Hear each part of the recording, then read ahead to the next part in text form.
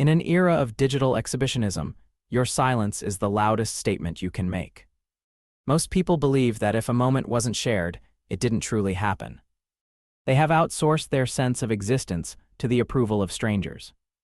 But there is a specific psychology behind the person who refuses to post their face.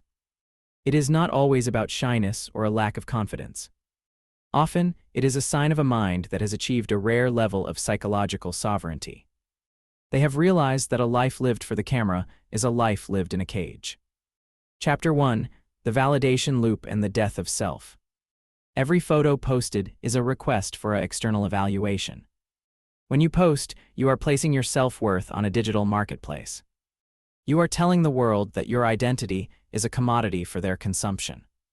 The person who doesn't post has opted out of this transactional existence. They do not need a like to confirm that they are attractive, successful, or happy.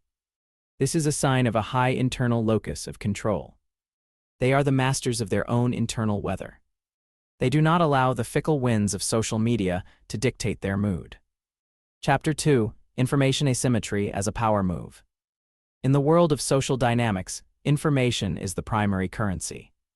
When you post your life, you are giving away your data for free. You are allowing people to build a mental map of your movements, tastes, and vulnerabilities. The silent observer retains a massive advantage: information asymmetry. They know you, but you do not know them. This creates a sense of mystery and psychological distance. In the art of war, the invisible enemy is the most terrifying. By not posting, they prevent people from solving them. They remain a blank slate, forcing others to project their own insecurities onto the void. Chapter 3: The Rejection of the Spotlight Effect. The spotlight effect is the psychological bias where we believe people notice us more than they actually do. Most posters are victims of this illusion. They believe that the world is waiting for their next update. They feel a pathological pressure to maintain a digital brand. The non-poster has seen through the curtain. They realize that most people are too busy with their own insecurities to care about yours. This realization is a profound source of relief. It allows them to live for the experience itself, rather than the memory of the experience. They do not interrupt a beautiful sunset to find the right filter. They are fully present in the now. Chapter 4: Privacy as a Luxury Good. In the past, being seen was a sign of status. In the future, being unreachable will be the ultimate luxury. Wealthy and powerful people often value their right to be forgotten. Those who don't post are practicing a form of elite digital hygiene. They understand that once something is online, it is no longer yours. It belongs to the algorithm, the advertisers, and the judgmental public. By keeping their images private, they maintain ownership of their soul. They are not for sale.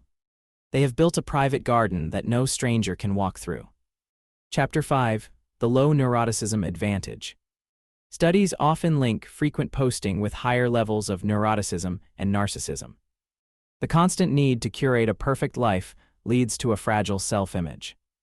The person who doesn't post often possesses a more stable psychological foundation. They do not seek social comparison because they are not competing. They understand that social media is a highlight reel of everyone else's fake life. By opting out, they avoid the compare and despair trap. Their happiness is self-contained and self-generated. They are comfortable with the quiet, unedited version of themselves. Chapter 6: The Stoic Perspective on Reputation. Marcus Aurelius argued that we should not care about the opinions of those we do not respect. Posters are deeply concerned with the reputation of their avatar. They spend hours crafting a version of themselves that doesn't exist.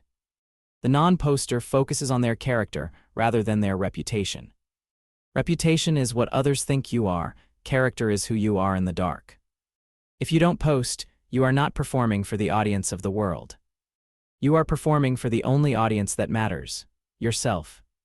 This leads to a life of integrity, where the internal and external are aligned. Chapter 7: Digital Minimalism and Mental Clarity.